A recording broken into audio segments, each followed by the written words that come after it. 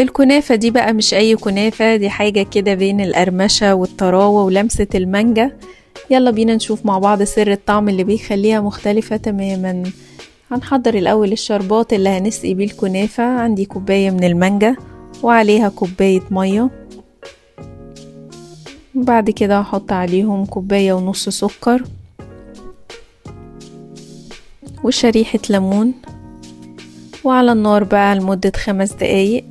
بصينية بقى كده على النار احط فيها معلقتين سمنة، ولما تسيح هحط عليها الكنافة. والكنافة هنا انا فرمتها صغير.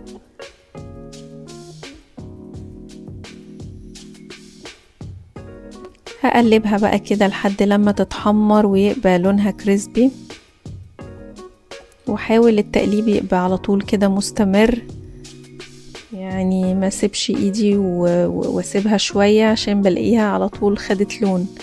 فيبقى ايه على طول كده ايه بنقلب فيها لحد لما تبقى باللون ده. هنقلها بقى في صينية كده وهسقيها بالشربات.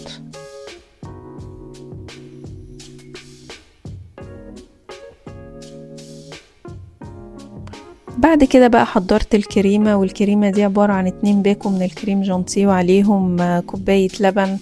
ضربتهم كويس قوي كده لحد لما بقى ده القوام بتاعها.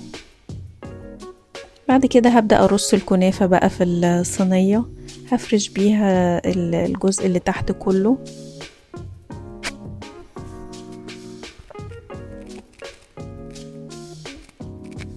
وعليها بقى هحط طبقة من الكريمة.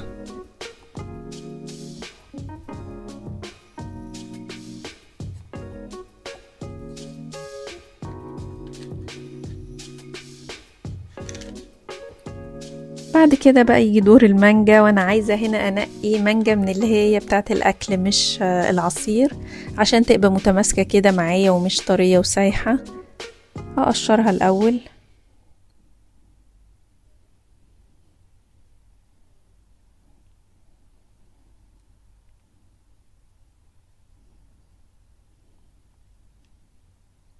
بعد كده هبدأ اقطعها. وهنا قطعتها بقى ايه شرايح كده رفيعة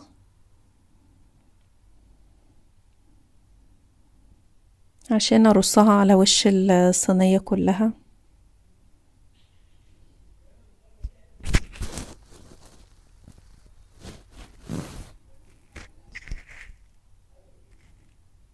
هبدأ بقى ارصها واملى بيها الوش كله.